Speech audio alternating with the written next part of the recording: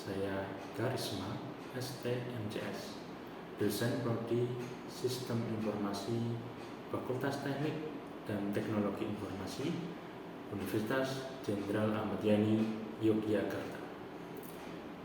Video ini merupakan bagian pernyataan diri dosen dalam unjuk kinerja di Dharma Perguruan Tinggi atau PDD UKTPT untuk sertifikasi dosen 2025, khususnya dalam aspek pengajaran.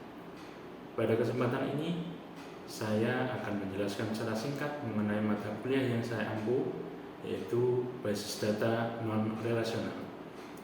Mata kuliah ini membekali mahasiswa dasar-dasar basis data non-relasional yang digunakan untuk menyimpan data tidak terstruktur dan semi terstruktur.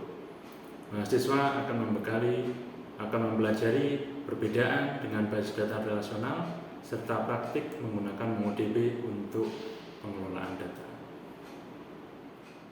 Mata kuliah ini untuk mendukung pencapaian CPL dengan membekali mahasiswa kemampuan memilih teknologi yang tepat, merancang dan mengimplementasikan sistem informasi, serta memahami konsep teoritis untuk menyelesaikan masalah. Mahasiswa juga dilatih berpikir logis dan inovatif, melakukan analisis dan desain sistem sesuai kaidah rekayasa, serta bertanggung jawab secara mandiri dalam pelaksanaan tugas. Mata kuliah basis data non-relasional bertujuan untuk membekali mahasiswa dengan kemampuan untuk mengidentifikasi dan menentukan teknologi basis data yang sesuai, merancang dan mengimplementasikan struktur data menggunakan MongoDB, serta melakukan optimasi dan pemeliharaan database NoSQL.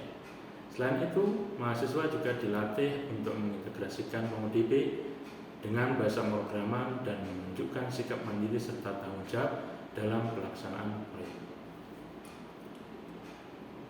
Mata kuliah basis data non-relasional ini memiliki 2 SKS yang menggunakan pendekatan project based learning yang menekankan pembelajaran berbasis proyek nyata, dan mahasiswa juga tidak hanya mempelajari teori dan akan tetapi juga diminta membuat dan optimasi database berdasarkan kasus yang ada di masyarakat.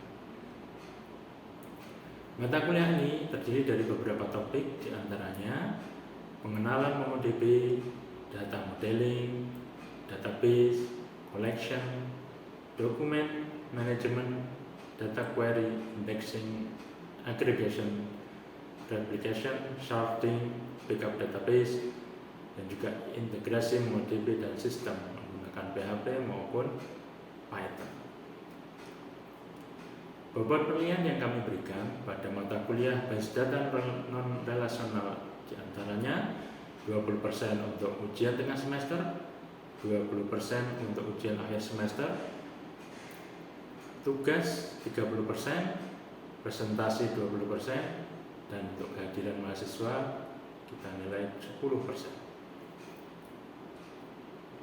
Metode pembelajaran kami laksanakan secara blended learning dengan kombinasi antara pertemuan tatap muka dan diskusi daring melalui e-learning kami dan juga platform komunikasi lain, yaitu salah satunya menggunakan WhatsApp group. Selanjutnya, Anda akan menyaksikan proses pembelajaran saya bersama mahasiswa pada sesi 7 yang membahas tentang backup dan restore database. Selamat menyaksikan. Oke, Assalamualaikum warahmatullahi wabarakatuh. Waalaikumsalam warahmatullahi wabarakatuh. Selamat pagi semuanya. Pagi Pak. Gimana kabarnya semuanya? Kita masuk ke perkuliahan. Jadi pertemuan sebelumnya kita sudah melakukan pelaksanaan teori maupun praktek terkait dengan replikasi. Nah, replikasi ini adalah sebuah proses untuk melakukan penggandaan data yang itu dilakukan bisa otomatis, bisa tidak, tergantung komponen yang akan dilakukan. Itu terkait dengan replikasi dari materi sebelumnya. Nah, nanti kita lanjutkan yang masih terkait dengan pembahasan bagaimana mempersiapkan atau melindungi data, yaitu backup dan juga nanti restore. Baik, itu kita masuk ke backup dan restore. Tapi sebelumnya silakan kalau misal ada yang masih kurang paham terkait dengan replikasi di materi sebelumnya, baik yang teori maupun prakteknya. Ya. Paham. Oke, terima kasih. Oke, jadi di materi berikutnya masih relate dengan replikasi ya. Jadi backup dan restore. Nah, untuk backup sendiri ada yang bisa menyampaikan apa yang dimaksud dengan backup? Izin Pak. Ya, silakan Mbak Amir. Izin menjawab, kalau menurut saya backup itu adalah ketika di mana kita melakukan penyalinan atau pengkopian atau pemindahan atau pengamanan suatu aplikasi agar ketika misalnya kita mengalami kendala dalam atau penyimpanan file, kita ada simpanan untuk yang itu ya Pak. Oke. 100 Mbak Mary. Ada yang lain yang mungkin bisa menyampaikan pendapat? Setuju ya? Oke. Sama ya. Jadi bagaimana data itu disimpan di tempat lain? Oh ya, kira-kira menyimpannya backup itu di tempat yang sama atau di tempat yang berbeda? Ayo silakan. Izin Pak. Ya. Bisa dua-duanya, bisa di tempat. Izin Pak, ya. bisa di tempat yang ada yang sama juga ada yang di tempat yang berbeda Pak. Oke. Kalau yang sama ada yang bisa menyampaikan enggak? Kira-kira kenapa kok milih yang sama, di tempat yang sama? Jadi melakukan backup, penyimpanan data tapi di tempat yang sama. Izin menjawab Pak. Ya, silakan. Kalau yang sama mudah diakses Pak, karena semisal kita di tempat yang berbeda takutnya lupa. Oh gitu. Jadi masalah lupa ya. Oke, ada yang berpendapat lain yang terkait mungkin yang beda tempat. Jadi backupnya itu harus benar. Ya. Mbak Netan. Kalau menurut saya, kalau untuk backup itu di tempat yang berbeda, karena kalau misalkan mengantisipasi kejadian yang tidak terduga, jadi ada salinan di tempat yang lain, bukan di tempat yang sama. Seperti itu. Oke, ya terima kasih Mbak Anita. Jadi perlu kita pahami bahwa yang namanya backup, penyimpanan data itu harus di tempat lain, karena nanti ada yang namanya force major. Kita menyimpan di misal hard drive ya. Itu ada drive C, drive D, drive E, dan seterusnya. Nah, kalau kemudian sama-sama di satu lokasi, dari satu hard drive, satu hard disk lah ya, maka ketika tiba-tiba force major, tiba-tiba hard disknya hilang, hard disknya rusak, mati total, kira-kira datanya masih ada enggak? Ya, kan hilang semuanya. Maka sebisa mungkin yang namanya backup itu harus di tempat lain, gitu ya.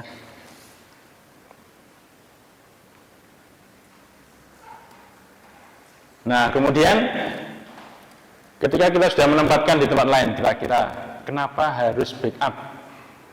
Sedikit flashback ke belakang sebentar.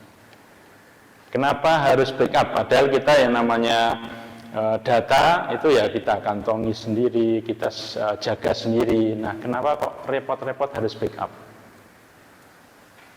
Ya, Izin Pak, mungkin untuk mengantisipasi ya terkait atau adanya kerusakan. Jadi kita harus selalu siap untuk adanya salinan itu, seperti itu.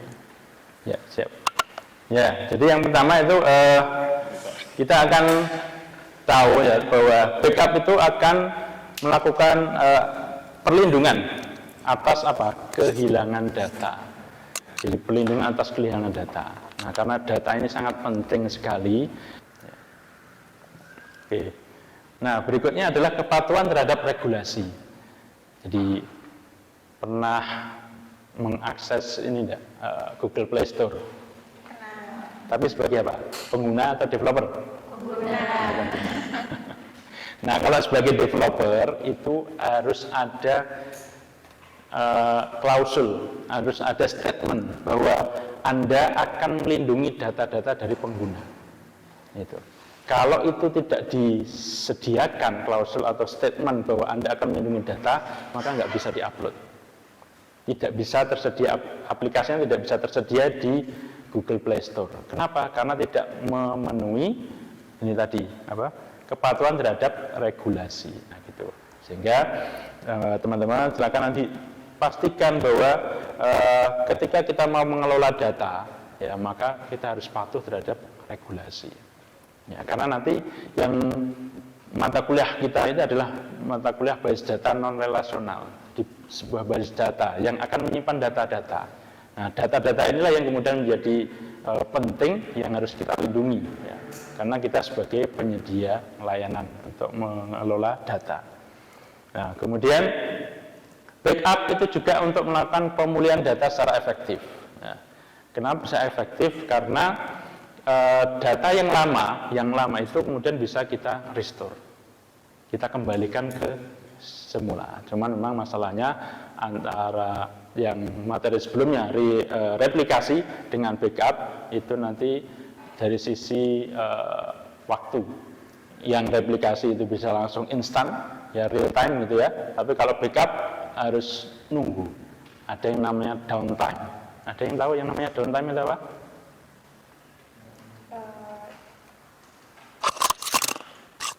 Izin menjawab Pak, Ya, mungkin silakan. kalau menurut saya di bagian downtime itu ketika aplikasi atau perangkat itu mati sendiri, nah itu dia akan ngelakuin penyimpanan secara sendiri ya Pak. Oke, jadi yang namanya downtime itu adalah waktu di mana device atau server itu tidak bisa diakses. Tidak bisa diakses. Ketika teman-teman melakukan KRS, harus masuk ke URL tertentu, ya. Terus kemudian yang ada adalah scroll, muter-muter. Itu menandakan bahwa adanya akses yang tidak valid bisa, atau kemudian servernya tidak bisa diakses. Nah, tidak bisa diaksesnya banyak hal. Nah, itu. Maka kemudian ketika ada kondisi seperti itu, nah itu kita bisa ngecek bahwa apa yang harus dilakukan. Nah, ketika punya backup atau ketika datanya hilang, backupnya langsung dikembalikan. Nah, cuman kalau backup memang nanti ada kondisi downtime, maka ketika downtime itu kalau bisa jangan lama-lama. Downtime-nya 1 menit, 2 menit itu bisa sampai miliaran, apalagi berhari-hari. Nah, ini sudah overload itu, rusaknya parah, maka harus dijaga. Nah, ketika ada backup itu bisa dipulihkan kembali. Nah, gitu ya. Oke. Nah, berikutnya ada terkait dengan keandalan data. Keandalan data itu ya kita backupnya itu maksudnya adalah availability. Jadi data yang tadi sebelumnya rusak itu kemudian kita backup dan kita restore, akhirnya datanya balik. Gitu. Oke. Nah, kemudian terkait dengan keamanan data. Nah, keamanan data ini sangat rentan sekali ya, apalagi kita punya aplikasi yang terkoneksi dengan internet, aplikasi yang bisa diakses dari mana saja, aplikasi yang bisa diakses dari multi device, multi platform, jadi otomatis yang mengakses banyak sekali.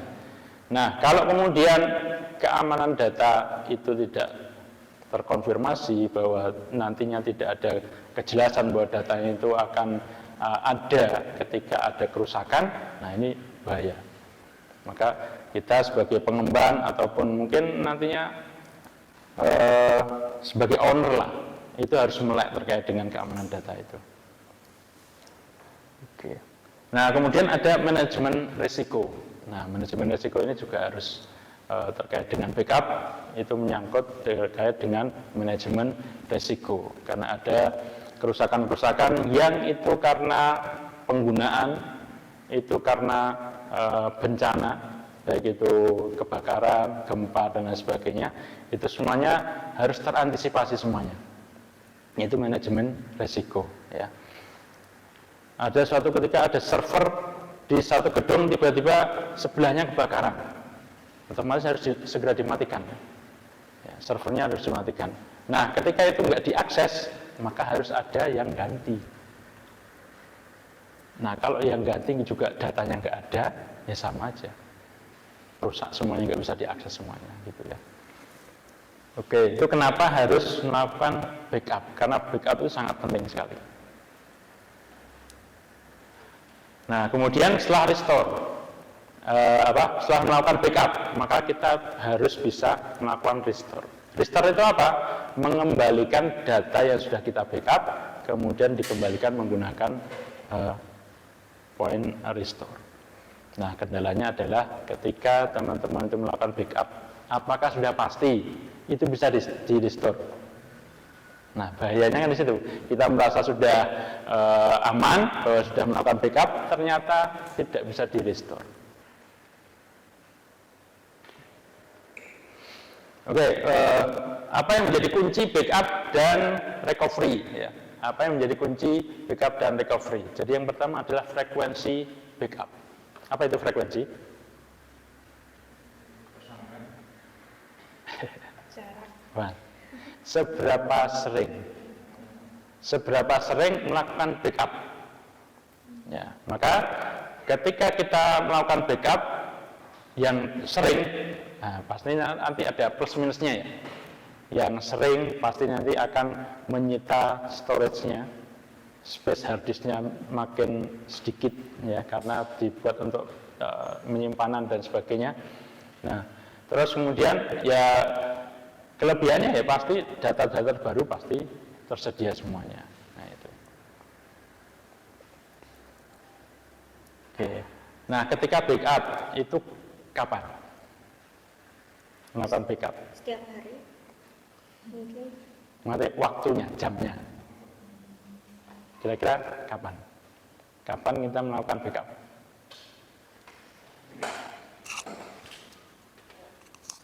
Mungkin jam malam Pak, seperti jam 12 ke atas, jadi mungkin banyak pengguna yang baru istirahat, jadi bisa dilakukan untuk backup, seperti itu.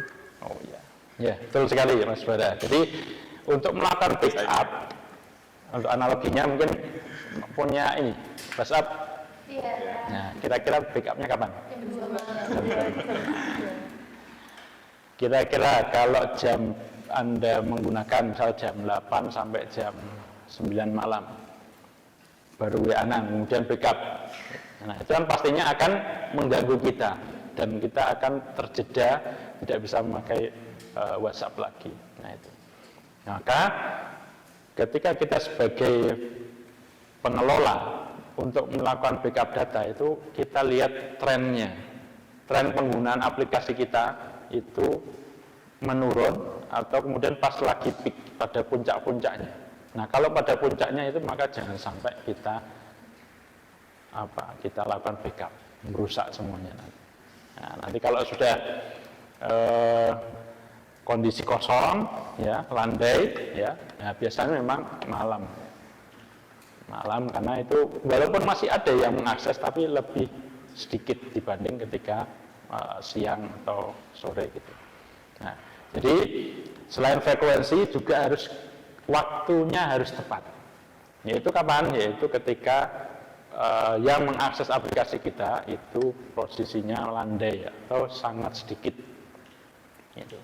Maka kalau kita bisa cermati ada Facebook, ada Google, ada yang besar-besar itu pasti untuk maintenance-nya itu tidak di saat banyak orang yang mengakses.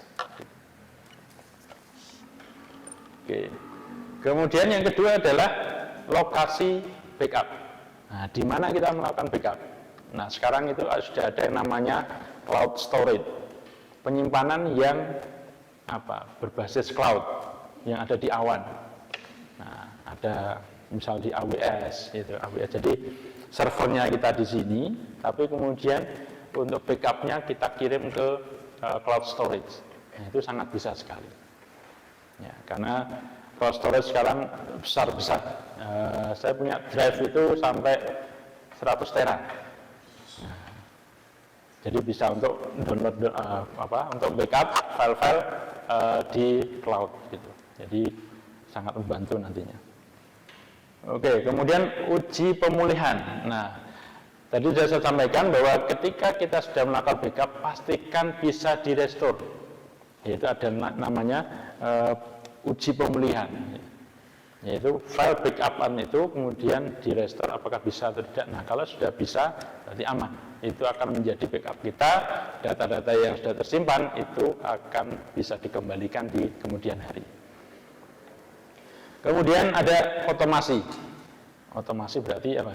Otomatis kita tidak melakukan aktivitas apapun, mesin sudah kita perintahkan untuk melakukan sesuatu. Maka perlunya otomasi ini agar semuanya bisa berjalan dengan otomatis tanpa harus kita jaga atau kita standby. Nah, untuk di MongoDB itu kita bisa mempunyai atau menjalankan backup antara full dengan increment. Untuk full berarti antara file-file ataupun data-data dari awal sampai akhir itu akan di backup semuanya. Nah, itu namanya full backup. Nah, yang kedua adalah backup incremental. Nah, incremental itu adalah backup yang dijalankan setelah backup yang terakhir. Tapi tidak semua data. Jadi datanya dari awal sampai akhir itu melakukan full backup. Nah, nanti setelah full backup mungkin setengah hari berikutnya atau kemudian 1 hari berikutnya itu incremental. Keunggulannya apa? Kalau incremental, datanya lebih kecil karena data utamanya sudah disimpan dilakukan dengan full backup tadi.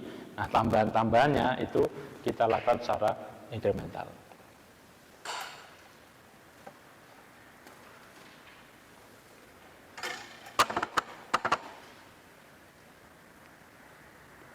Ya, karena proses antara full backup dengan full backup incremental itu dari sisi durasi waktu.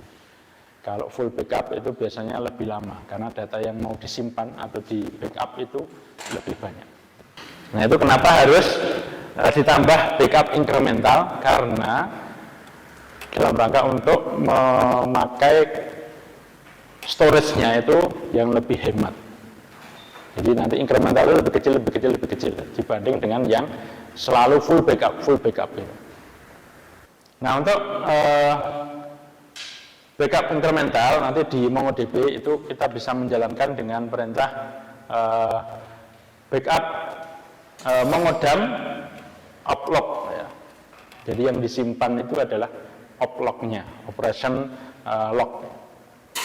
Nah, kenapa hanya itu? Karena yang namanya MongoDB itu datanya tersimpan mirip seperti data JSON. Nah, JSON itu hanya teks saja. Teks saja yang itu bisa dipakai langsung atau kemudian bisa diolah terlebih dahulu. Nah, itu. Nah, untuk tool backup dan restore itu di MongoDB sudah ada. Jadi yang kita bisa menggunakan Mongo export, Mongo import, Mongo dump, dan Mongo restore. Jadi Mongo export itu nanti kita pakai untuk melakukan backup data, mengekspor semua datanya yang ada di MongoDB, database MongoDB. Kalau Mongo import berarti untuk mengimport data yang sudah ada. Kalau Mongo dump itu untuk menyimpan, ya, melakukan backup yang secara keseluruhan.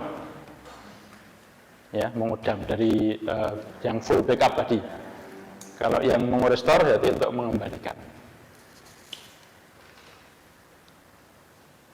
Oke. Nah, nanti Anda teman-teman bisa menjalankan tugasnya itu bisa di Mongo Atlas ataupun di Kompas ya. Atlas itu berarti yang di online, terus kemudian yang Kompas nanti bisa di offline. Nanti bisa dijalankan dua-duanya ya, agar lebih mudah memahaminya. Oke. Nah, jadi materinya ini sudah saya upload di e-learning ya, silakan nanti juga bisa di-download. Terus kemudian presensi juga sudah saya siapkan di e-learning, silakan teman-teman bisa mengakses e-learning untuk melakukan download materi dan juga presensi. Nah, ada pertanyaan teman-teman yang terkait dengan backup dan restore? Ada? Saya paham ya? Jadi kuncinya apa? Sebagai kesimpulan, backup dan restore. Apa itu backup? Ya. Ya, Mbak Nathan, silakan. Izin menjawab Pak, untuk backup sendiri adalah suatu proses atau aktivitas untuk membuat salinan dari sebuah data ke tempat lain untuk mencegah dari adanya kerusakan sistem atau human error. Oke, mantap. Kalau restore? Ya, Mbak Mary. Izin menjawab Pak, kalau untuk restore itu proses pengembalian dari hasil backup yang kita lakukan ke perangkat utama yang akan kita gunakan. Oke, mantap juga. Ya, ya alhamdulillah sudah bisa memahami materi-materi sudah sampaikan. Nah, untuk lebih memahami maka harus ada praktek. Nah, prakteknya adalah dalam bentuk tugas. Nah, silakan teman-teman nanti dari database yang Anda miliki, baik itu database bikin sendiri atau kemudian menggunakan data dummy yang mengambil dari internet, silakan direkam, terus kemudian jalankan perintah-perintah di MongoDB untuk melakukan backup sambil melakukan penjelasan. Ini maksudnya apa? Nah, gitu. Nah, kemudian nanti juga hasil file yang di backup tadi itu dikembalikan lagi, di restore sambil direkam. Nah, rekamannya dari teman-teman itu nanti silakan diunggah di YouTube akunnya masing-masing lah ya. Yang PD ya nanti silakan dibuat public. Kalau enggak ya nanti di unlisted. Nah, tapi yang penting saya bisa mengakses karena nanti saya cek dari tugas teman-teman apakah memang sudah menjalankan proses backup dan restore tadi ya. Nah, URL yang ada di YouTube tadi silakan nanti saya siapkan untuk di-upload juga URL-nya di e-learning. Maksimal besok ya. Besok berarti hari Senin. Senin jam 23.59. Jadi tengah malam ya. Insya Allah tidak e-learningnya aman ya, bisa diakses karena aksesnya pas malam-malam nggak ada yang akses, jadi aman. Oke, yang terakhir mungkin ada pertanyaan terkait dengan tugas ataupun materi yang sudah kami sampaikan.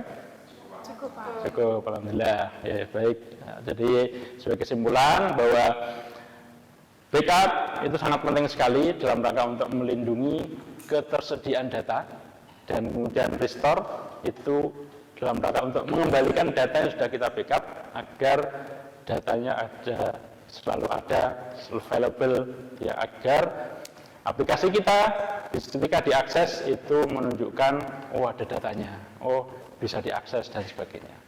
Oke, itu saja yang bisa sampaikan hari ini ya. Cukup. Assalamualaikum warahmatullahi wabarakatuh. Waalaikumsalam warahmatullahi wabarakatuh. Terima kasih Oke, Pak. sama-sama. Sekian video rekaman proses pembelajaran untuk mata kuliah basis data non-relasional pada program studi Sistem Informasi Fakultas Teknik dan Teknologi Informasi Universitas Jenderal Ahmad Yani, Yogyakarta. Video ini digunakan sebagai salah satu syarat penyusunan dokumen pernyataan diri dosen dalam unjuk kinerja Tridharma Perguruan Tinggi PDD UKTPT sertifikasi dosen gelombang 1 tahun 2025. Semoga dengan video ini menjadi pertimbangan dalam penilaian sertifikasi dosen gelombang 1 2025. Terima kasih. Assalamualaikum warahmatullahi wabarakatuh.